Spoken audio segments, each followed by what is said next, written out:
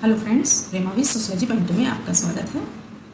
आज का ये वीडियो बहुत ही ज़्यादा इम्पोर्टेंट होने वाला है क्योंकि इस समय यानी कि इस जुलाई माह में या फिर अगस्त में, जुलाई या अगस्त में बीएड वालों के लिए, जो बीएड धारक हैं उनके लिए बहुत ही सुनहरा मौका आने वाला है।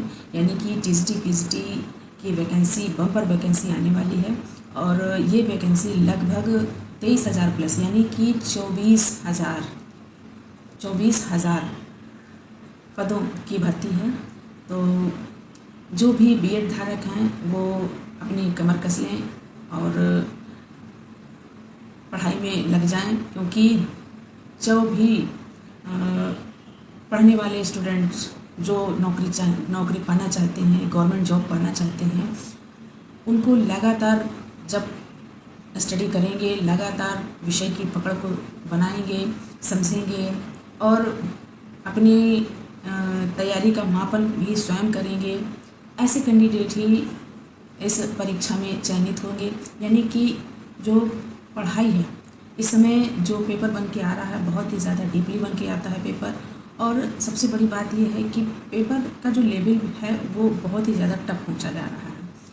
तो मेरा कहने का मतलब बस इतना ही है कि अपने विषय में बहुत अच्छी जो समझ का स्तर है यानी पकड़ बनाइए और कंटिन्यू पढ़ाई में लग जाइए। और गवर्नमेंट जॉब पाने वाले जब संघर्ष करते हैं, मेहनत और लगन से अपना कार्य करते हैं, अपनी पढ़ाई करते हैं, वो ही गवर्नमेंट जॉब पाने की उम्मीद कर सकते हैं। तो आज हम जो समाज शास्त्र सब्जेक्ट है, समाज शास्त्र यानी कि सोशियोलॉजी सब्जेक्ट की बात करते हैं। तो सोशियोलॉजी में अगर हम बात करें तो ज़्यादा वैकेंसी आने की उम्मीद तो नहीं है, लेकिन अगर टीजीटी पीजीटी दोनों की बात करें तो सामाजिक विज्ञान और समाज शास्त्र का सिलेबस लगभग सेम ही होता है। तो इस तरीके से पीजीटी में लगभग 50 या 60 वैकेंसी और पीजीटी में और लगभग टीजीटी में अगर हम बात करें तो लगभग 800 से 900 वैकेंसी के आसपास यानी पदों के आसपास विज्ञप्तियाँ जारी होने वाली हैं। तो अभी से अपनी तैयारियों में जुट जाएं। आज का ये जो वीडियो है वो समाजशास्त्र विषय के सिलेबस पर आधारित है। यानी कि सबसे पहले जब हम किसी भी सब्जेक्ट की तैयारी करते हैं तो हमें क्या करना होता है कि हमें उस विषय के सिलेबस को यानी कि पाठ्यक्रम को देखना होता है कि हमें उस पाठ्यक्रम के अनुसार ही तैयारी करनी होती है। तो हमें पाठ्यक्रम यानी कि सिलेबस का अच्छा नॉलेज होना चाहिए कि हमारे सिलेबस में क्या क्या चीज़ें हैं। तो आज हम उत्तर प्रदेश माध्यमिक शिक्षा चयन बोर्ड यानी प्रवक्ता चयन परीक्षा समाज शास्त्र से संबंधित तैयारी स्टार्ट करने वाले हैं और आज से शुरुआत करेंगे इसकी। तो आज हम इसके पाठ्यक्रम के विषय यानी कि सिलेबस के विषय में डिस्कशन करते हैं। तो चलिए आगे बढ़ते हैं और सिलेबस के विषय में इसके डिस्कशन करते हैं। तो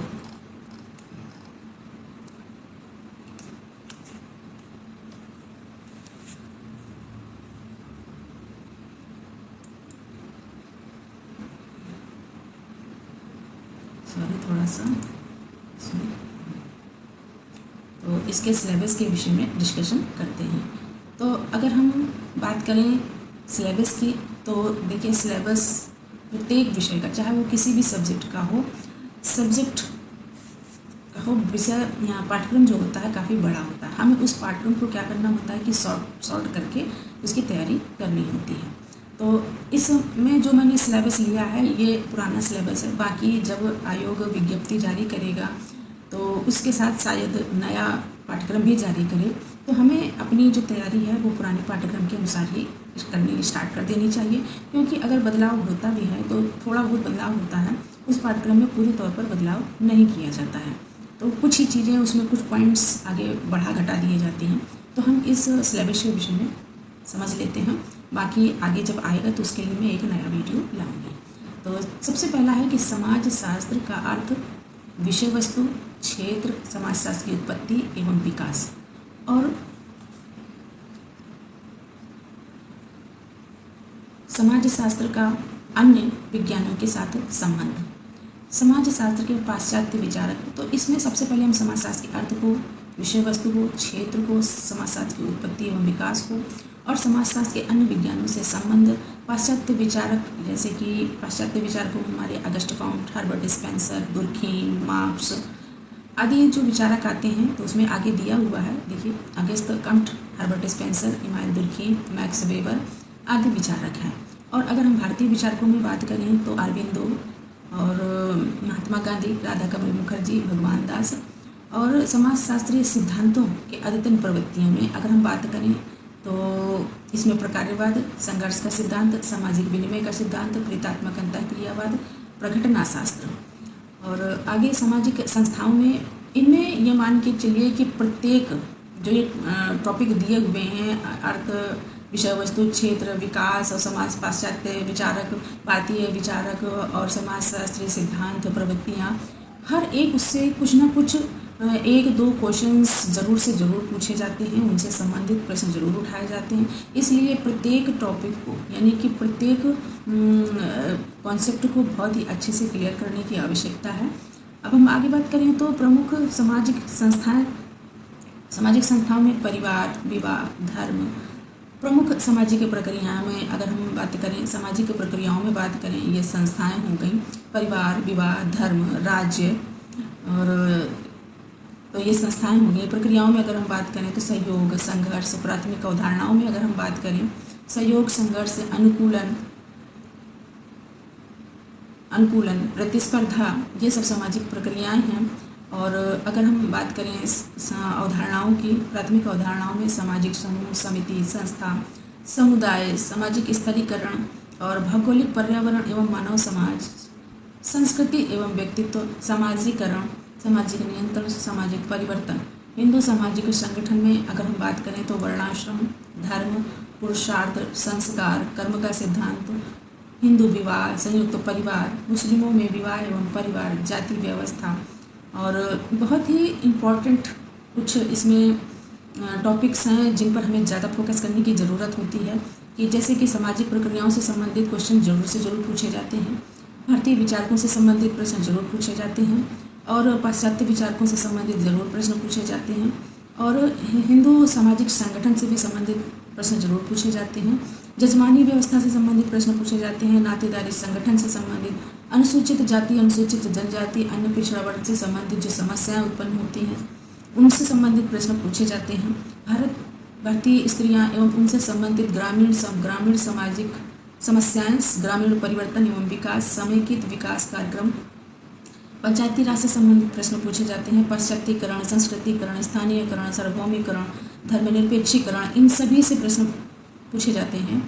और अगर हम बात करें भारतीय समाज का आधुनिकीकरण, इससे भी प्रश्न बहुत बनते हैं, संरचनात्मक गतिशीलता से न्यू क्वेश्चंस पुटअप के लिए जाते हैं और उद्यमिता, औद्योगिकीकरण एवं विकास से संबंधित न्यू क्वेश्चंस पूछे जाते हैं, उत्प्रवास एवं नगरीकरण से भी संबंधित प्रश्न आते हैं, नगरीकरण की समस्याओं से संबंधित न्यू करंट में जो घटनाएं समकालीन समसामयिकी से संबंधित समस्याएं होती हैं उनसे प्रश्न बनते हैं। और भारतीय नगरीय नीति, भूमि एवं कृषि सुधार, सामाजिक स्तरीकरण एवं परिवर्तन, जाति एवं वर्ग, ग्रामीण शक्ति संरचना एवं उभरता नेतृत्व, सामाजिक विघटन की अवधारणाएं और व्यक्तिक विघटन और पारिवारिक विघटन से संबंधित जो समाज में नित्य नई परेशानियां उत्पन्न हो रही हैं जो कि औद्योगिकीकरण, नगरीकरण से संबंधित हो रही हैं, उनसे संबंधित प्रश्न होते हैं। अपराध में जो बाल अपराध है, वेश्यावृत्ति है या फिर जो श्वेत विषण अपराध हैं, इनसे संबंधित प्रश्न पूछे जाते हैं। स्व अपराध में इनके कारणों और सुधार से संबंधित प्रश्न और जो इनके संस्थाएं, समितियां निर्मित की गई हैं, इनके द्वारा कमेटियां, इनके लिए सुधार के लिए कमेटियां बनी हैं, उनसे संबंधित प्रश्न पूछ लिए जाते हैं। सामाजिक समस्याओं में अगर हम बात करें तो बेकारी, निर्धनता, मद्यपान से संबंधित प्रश्न बहुत अधिक पूछे जाते हैं। इसमें जो नए समाजशास्त्रियों का योगदान है उनसे संबंधित प्रश्न जरूर बनते हैं। और मादक द्रव्य, वेश्यावृत्ति, भिक्षावृत्ति, जनसंख्या की समस्या से संबंधित जरूर से जरूर प्रश्न आता है और समाज कल्याण कार्यक्रम से संबंधित प्रश्न पूछे जाते हैं। तो ये मैंने जो सिलेबस दिया है ये बहुत ही शॉर्ट में है, यानी कि अगर हम इसको यूनिट वाइज करेंगे तो इसको 7 यूनिट में डिवाइड कर सकते हैं, लेकिन उस 7 यूनिट में डिवाइड करने का कोई मतलब नहीं है, इसको शॉर्ट फॉर्म में इसीलिए दिया हुआ है कि इसके अकॉर्डिंग ही तैयारी करनी है। यानी इसको हम अगर तैयारी करने के लिए बैठें तो हमें जब तैयारी करने के लिए रजिस्टर बनाना होगा तो उसमें हम सबसे पहले क्या करेंगे, 1 2 3 करके ऐसे सीरियल से अपने क्या करेंगे कि इसको लिखते चले जाएंगे। जैसे कि समाजशास्त्र का अर्थ, प्रकृति, परिभाषा, और फिर उसके बाद इसी तरीके से सीरियल से बनाते हुए चले जाएंगे। कितने इसमें कुल कितने टॉपिक हैं, कुल अभी तक जो मैंने बनाया है उस हिसाब से तो इसमें 70 या 80 टॉपिक के आसपास बन रहे हैं। 70 या 80 टॉपिक के आसपास इसमें बन रहे हैं। तो इसको इसी तरीके से रजिस्टर में नोट कर लीजिए, और रजिस्टर में नोट करने के उपरांत एक एक करके तैयारी को करिए कि पहले हमें एक यूनिट एक टॉपिक तैयार करना, फिर दूसरा टॉपिक तैयार करना, फिर तीसरा टॉपिक तैयार करना, फिर चौथा टॉपिक तैयार करना है, और उससे ही संबंधित क्या करना है कि एक्सरसाइज करनी है, मॉडल पेपर हल करने हैं, MCQs हल करने हैं, और अपना मापन खुद करते चलना है। ये चीज़ अगर हम कंटिन्यू लगातार अपने प्रोसेस में रखेंगे तो ज़रूर से ज़रूर हमारे हाथ गवर्नमेंट जॉब ज़रूर लगेगी। तो आज का ये वीडियो अगर अच्छा लगा हो तो चैनल को लाइक करें, शेयर करें, सब्सक्राइब करें। Thanks for watching. सब्सक्राइब अवश्य करें। किसी भी यूट्यूबर के लिए बहुत ही बड़ी मोटिवेशन की बात यही होती है कि अगर उसका चैनल सब्सक्राइब हो रहा है तो ये मान के चलिए कि उसने बहुत बड़ी उपलब्धि हासिल की है। तो चैनल को लाइक करें, शेयर करें और सब्सक्राइब अवश्य करें।